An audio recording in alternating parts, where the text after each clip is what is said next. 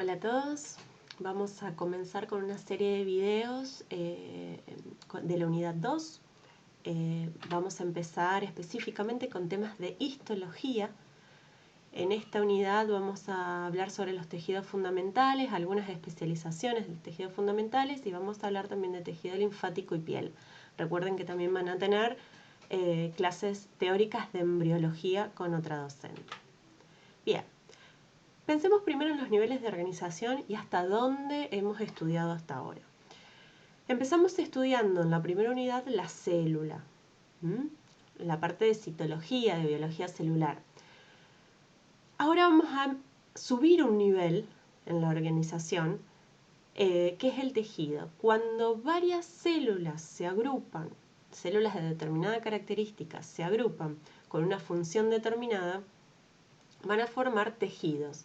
Esos tejidos van a, principalmente los tejidos fundamentales, van a organizarse de una determinada manera para formar órganos y esos órganos van a formar sistemas o aparatos.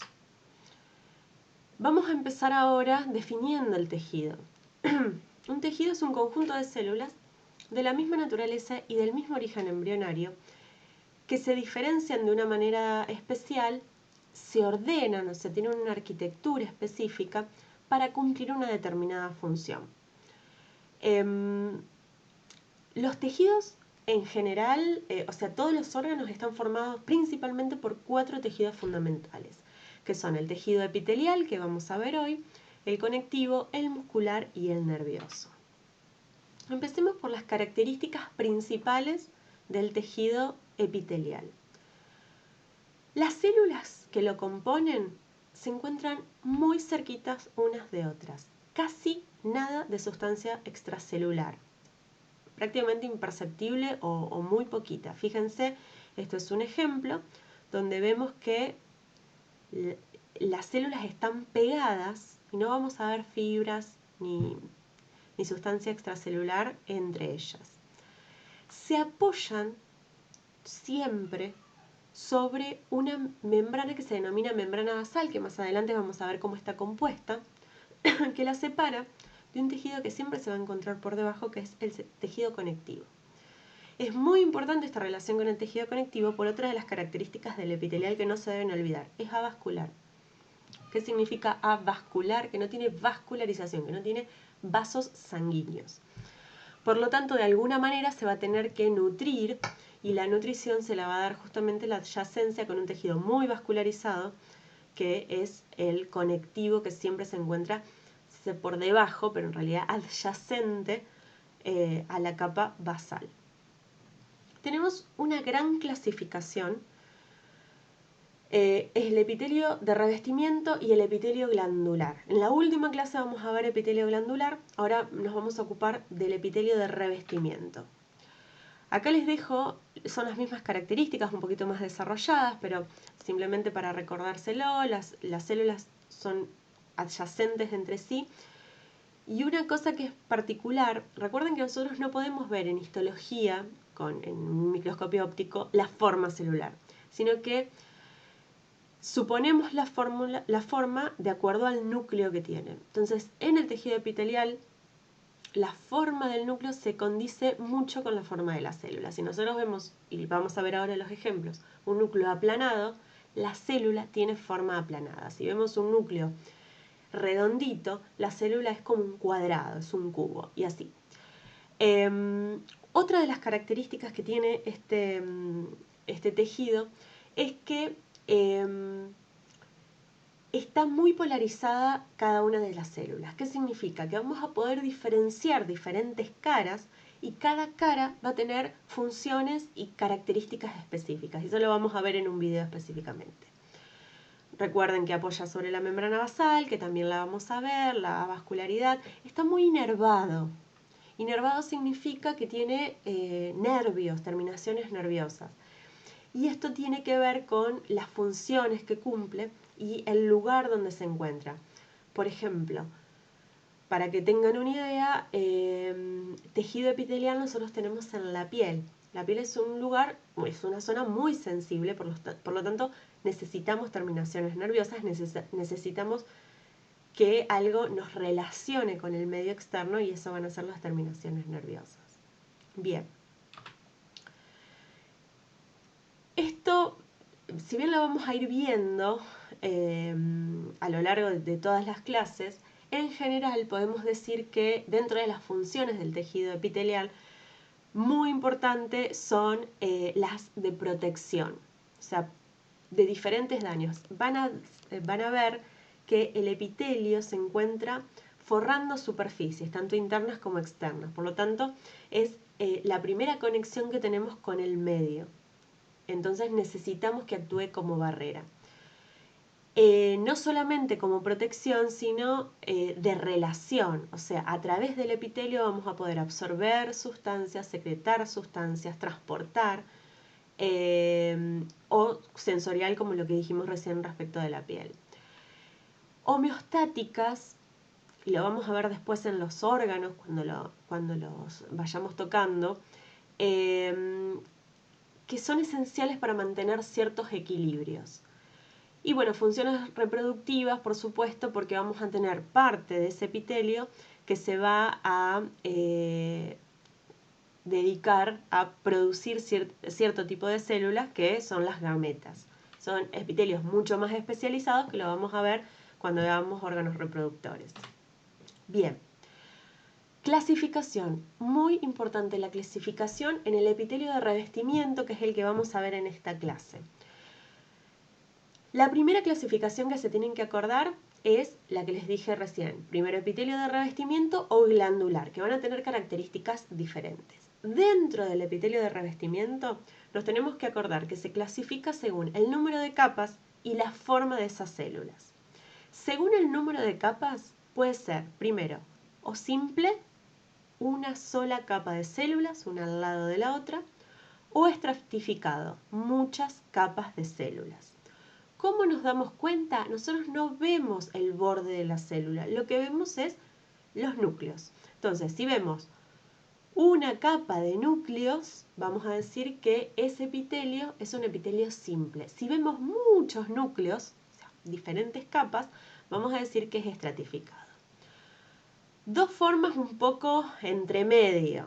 El pseudoestratificado, no se confundan por el nombre, es en realidad un epitelio plano. Un epitelio simple. ¿Por qué se llama pseudoestratificado? Porque vemos núcleos a distintos niveles. Pero en realidad todas las células apoyan sobre la membrana basal. Por lo tanto, el epitelio es simple. Y otro caso especial, que lo vamos a ver en vejiga, por ejemplo, es el epitelio de transición. Después lo vamos a ver un poquito mejor, pero tiene células de diferente tamaño. Es un estratificado, pero las células son diferentes y está adaptado a órganos que se tienen que estirar mucho, por ejemplo, la vejiga. Según la forma de las células que componen una o varias capas, el epitelio se clasifica en plano, donde vamos a ver núcleos alargados y aplanados. Ahora les voy a mostrar un ejemplo donde se ve muy bien, aunque ahora parezca raro con los dibujos. El cilíndrico, donde lo que vamos a ver es núcleos bien redondeados. El cúbico, donde vamos a ver núcleos bien redondeados, y el cilíndrico, donde vamos a ver núcleos ovalados. Vamos a ver uno por uno para ver algunas características. Fíjense, esto es riñón, es una parte del riñón muy importante que se llama cápsula de Bowman. Este pedacito, esta liñita que estamos viendo, y fíjense que podemos ver la línea y pequeños bultos que van sobresaliendo. Esos bultos son los núcleos. Fíjense que son alargados, ovalados, bien aplanados. Las células son de la misma forma.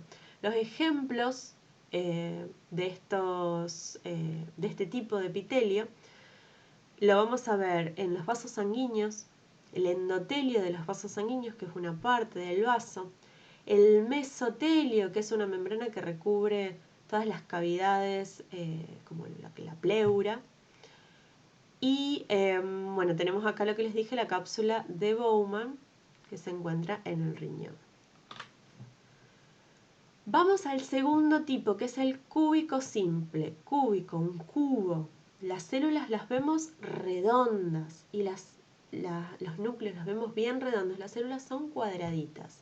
Fíjense que tenemos núcleos bien redondos. Acá se puede diferenciar muy bien la célula. Acá también podemos ver muy bien los núcleos. Estos son conductos excretores de glándulas.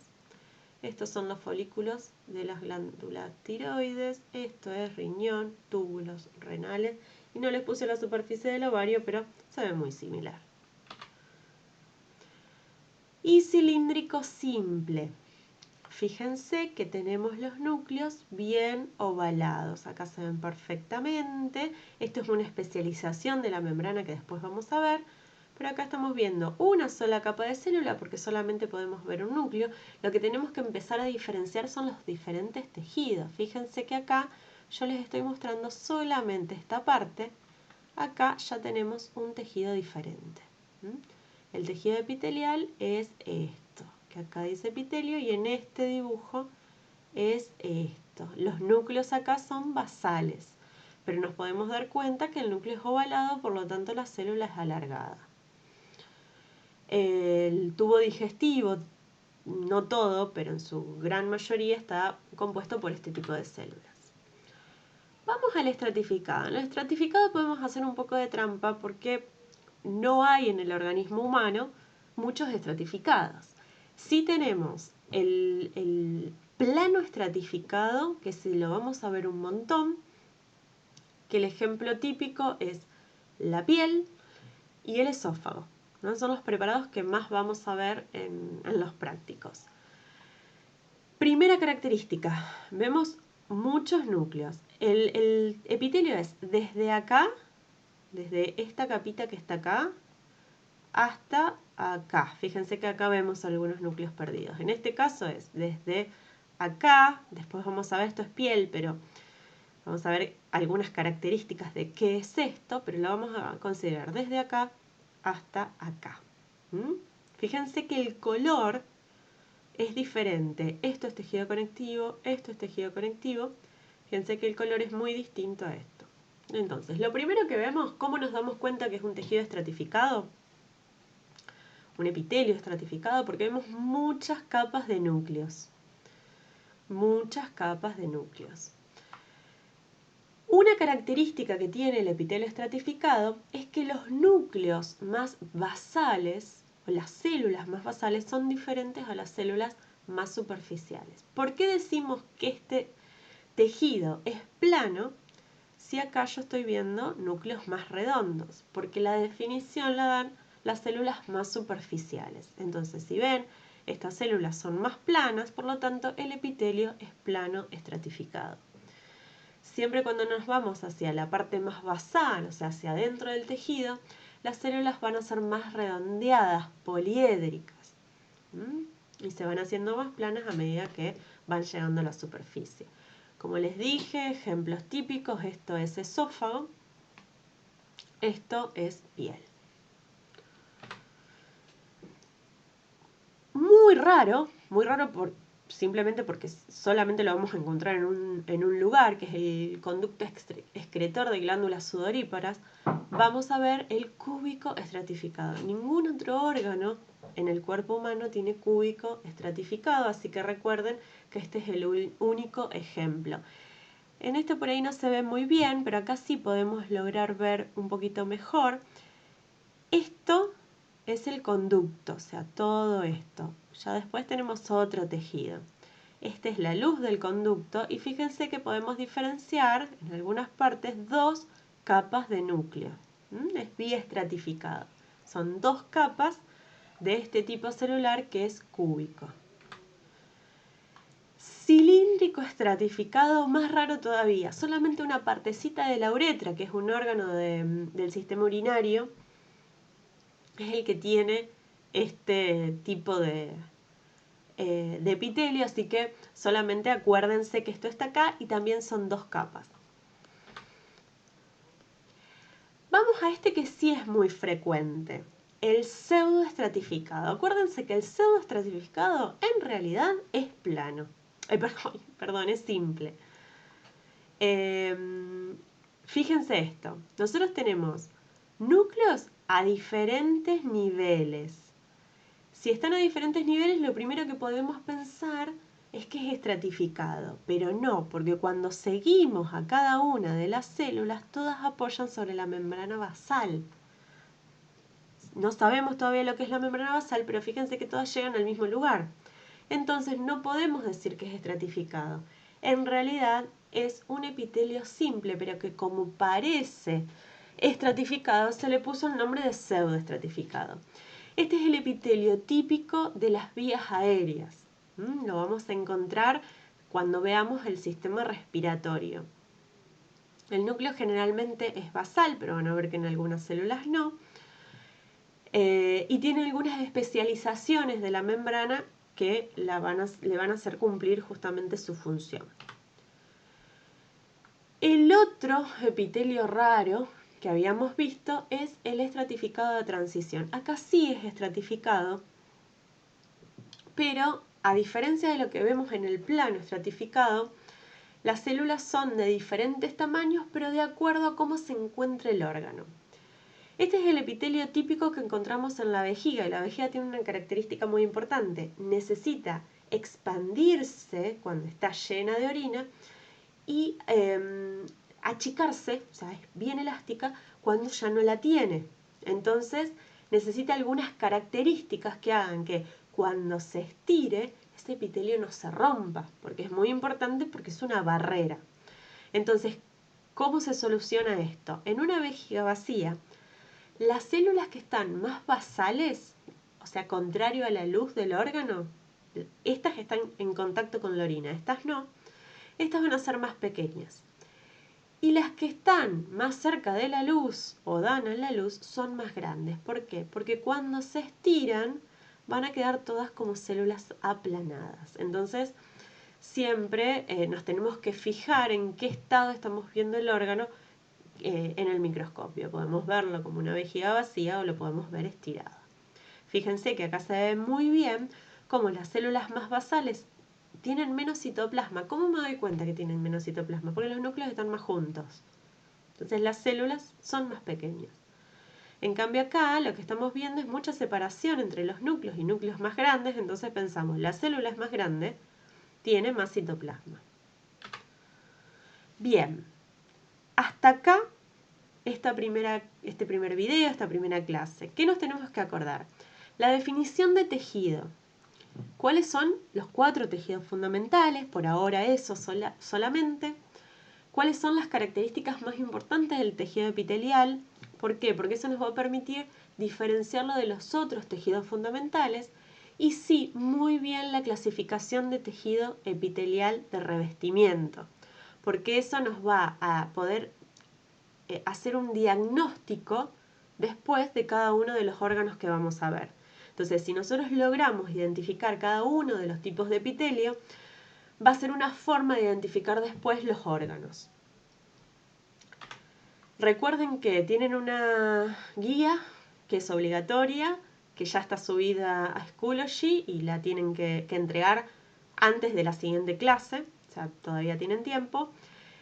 Le subí el texto de Gardner, el capítulo de epitelio y glándulas. Eso también está en la misma clase de Schoology. Si no les gusta si tienen un libro impreso o en papel, lo pueden estudiar de cualquier libro de histología. Eso no hay ningún problema. Y muchas gracias. Continuamos con el siguiente video.